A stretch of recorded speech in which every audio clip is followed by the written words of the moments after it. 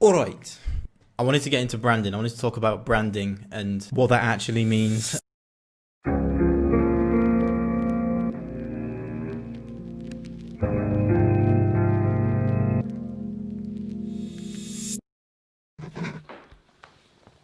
Stop exploiting her.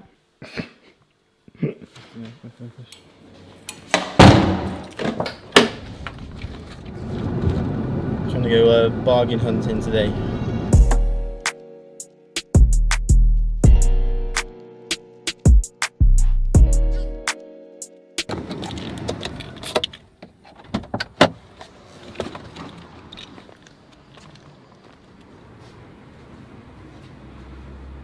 This is a strange place. Nope.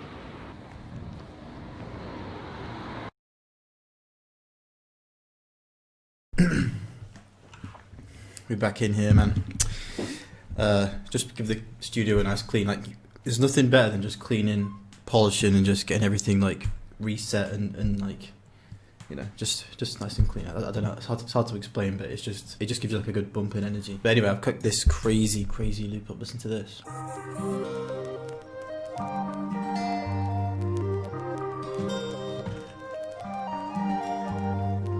Let's go and get this one going. I want to make some like super unique drums on this. I'll probably just end up making like standard trap drums, but yeah, I want to try and make something a little bit different with this beat. So let's see what happens. All right, let's downsample this first.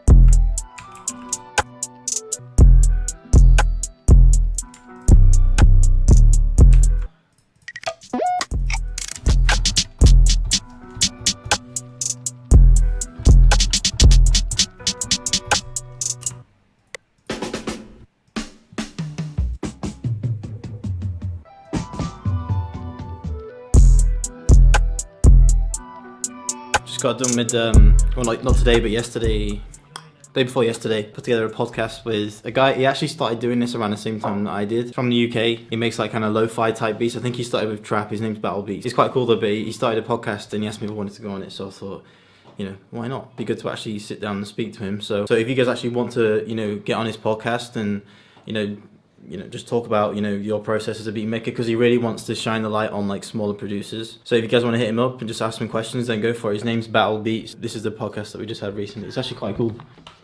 It's okay Oh, for definitely. a slow process, whereas, you know, if you just trust me a year or two.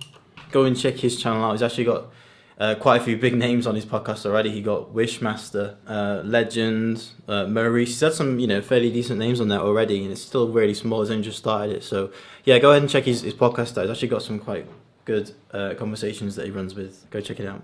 Alright, time for another rant. It's been a while since I've done like a proper rant aimed at making beats, selling beats, and sort of the routes that I would take, in my opinion, based off of certain contexts. Because, you know, there's tons of advice on YouTube, but without context, you can't really apply certain things because your situation is completely different from other people's situations. So it's important to know what strategies will suit you the best, depending on what situation you're in terms of age, how much time you have, whether you're working or not. I'm going to try and make this as helpful as possible and specific as possible for you guys out there who are just starting out and you're a little bit confused as to like where you should be and what sort of ways you should be going about pursuing, you know, selling beats and doing all of this music stuff. I wanted to get into branding. I wanted to talk about branding and what that actually means, why a whole lot of producers talk about branding, and, you know, you need to get your branding on point, you need to do all this. Like, it's kind of like an elusive word because a lot of people speak about it, but what does it actually mean? What's the formula to brand correctly, which is going to make you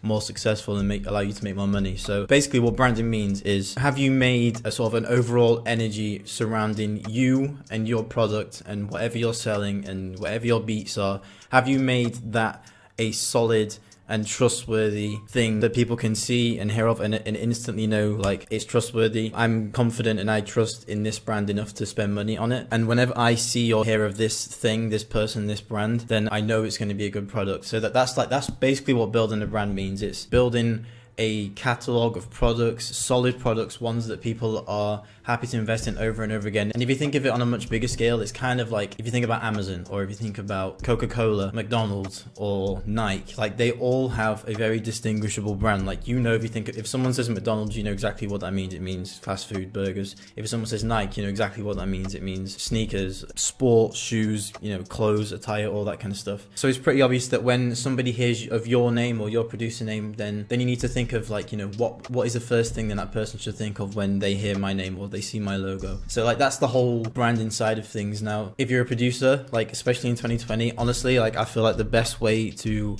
brand yourself is just by using you as a brand. Put your face in front of the camera as the brand and then attach that to a certain type of product. So for me, you know, my producer channel, this channel, I feel like my branding, especially this year, has really come strongly into like the whole selling beats, you know, hence this video, giving producer advice, giving producer tips, not so much on the beat making tutorials, because I feel like people like Prod by Jack, Prod by Ocean, those guys are just killing it. So it's going to take a long time for me to break into that niche. But for me, I didn't see a lot of people making helpful videos on how to sell beats, especially in the beginning, because the guys like DJ Pain 1, who are like, they're killing it, but they've been doing it for a long time and they have a decent audience and they have that brand recognition. So I thought for me, coming in much smaller, a lot more unknown, especially, you know, as a brand, like not many people know about me in terms of beats. I thought it's way better for me to make tutorials on selling beats because the strategies that I use are more realistic for people with the audience your size. So in terms of my branding, when you think of me, I'm hoping that you guys think about knowing how to sell beats, making videos and all that kind of stuff. So that's my type of branding for producers. For beats, you know, you want to be known for a certain style of beat, but that's a whole nother conversation by itself. So anyway, what am I getting to? My whole point in this rambling on about getting your branding on point is that you can go two routes with this. One route's going to suit you better than the other, and it just depends on your situation. So if you guys haven't literally been on any social medias at all within the last like 2 years, then there's a company called Legion Beats, or they've recently rebranded, or they've started another thing called MIDI Money or MIDI Producer. I can't remember what it's called. I think it's called MIDI Money. But they've basically been highlighting a new strategy for producers that don't have an established brand, and it's mainly give away something for free, run an ad on that product. They sign up for that free thing in exchange for an email or a number or something. They get the free product, but they're also offered like an upsell or some kind of extra product for a small and discounted price. That strategy works for everybody, for any industry. You know, it just works because you're giving something away for free. That's the best way to pull people in. Then if they want an extra premium product, then that's also available to them straight after they've signed up for that free thing. But what I mean by all of that is that you can go down that route if you don't have time to be working on your brand, because branding yourself does take a long time. Like, it's taken me 3 years of trial and error, trying different types of video styles, trying different types of beats in order to get me to where I am now, where I kind of know what kind of beat I like to make and I kind of know what videos work well for me on YouTube. So it's taken me a long time to do that, and I'm only just starting to gain a little bit of traction. So if you don't have much time on your hands, if you don't have that, 3, 4, 5 year period to build up your brand and to build up a solid, authoritative brand, then I would recommend going down that route, skipping the whole branding side of things and immediately going for those quick, short, snappy sales, because if you want to go into the whole beat selling game and thinking about like, I'm going to make beats and then immediately start selling beats, like that's just not the way it goes. For those of you that have been making beats for a while, that's not how it goes. It never happens like that. So if you're brand new to this, and when I say brand new, I mean in terms of putting your beats in a space online, BeatStars, YouTube, wherever, and putting them out there in a way where you want to build a beat selling business, then it's going to take a long time of sending out beats, giving away free beats, uploading type beats to YouTube, previews on Instagram. It's going to take a long time for that to gain any kind of traction. One, because there's a lot of people doing beats right now. Two, you just have to outlast people. Honestly, like one of the main reasons why a lot of people do well is because they're just able to do this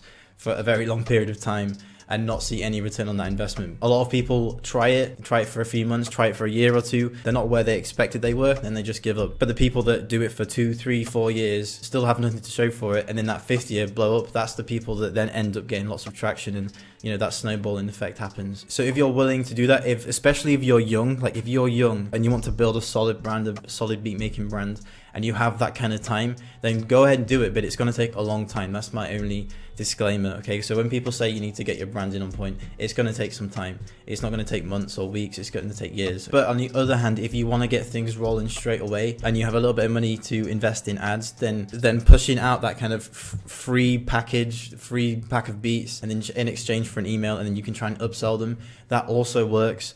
But just be aware that either of these routes, they both take a lot of time and effort, and it's hard to do both at the same time. I've tried to do it. I tried to do the free beat pack and then upselling, but it takes a lot of time because you need to spend a lot of time, first of all, spending a lot of time on the product. So that free beat pack needs to be hard. The product box, you need to spend a lot of time on to make it stand out. You have to do the research into how to run ads properly. You need to do the research into what kind of ads work best on certain platforms. And by the time you've got all that figured out, then you've got to spend money on it. Then it takes about a month to get the data back. So doing all of that's going to take up a ton of time, which means that you can't be working on the whole sort of, doing it the traditional route of building a brand slowly and gaining that sort of leverage and slowly, being able to build up those numbers to a point where you can just upload a beat and make sales. You can't do them both at the same time. If you wanted to go the other way and, upload beats and stuff, you'd have to upload a beat every day. You have to be marketing yourself every day, content, just cranking out content all the time. So you don't really have the time luxury either trying to go for both. And honestly, if you do try that, what I found is that I just ended up spreading myself too thin, which meant that I wasn't active enough on Instagram, and the product that I was making for the, the beat pack and the upsells and all that kind of stuff,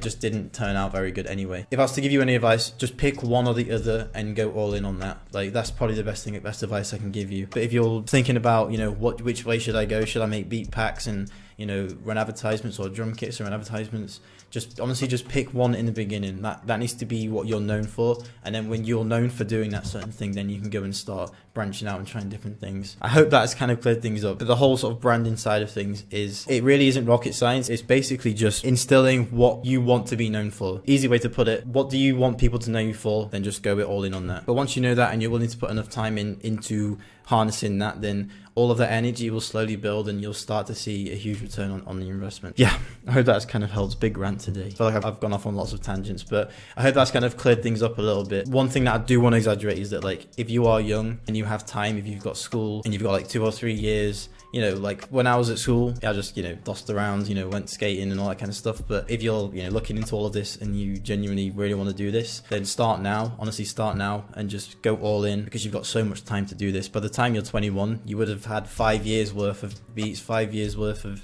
content that people can dive into, and you already would have a solid brand, and as long as you do all the marketing stuff right, then literally you'll be 5 years ahead of me. So yeah, man, hope that has helped. One last thing, if you're still with me, I have dropped a free drum kit and also a free mastering chain. I put both of those links down below in the description if you want to jump on those, royalty free, all that good stuff. And I've also dropped a free beat selling webinar as well if you want to jump on that too. So yeah.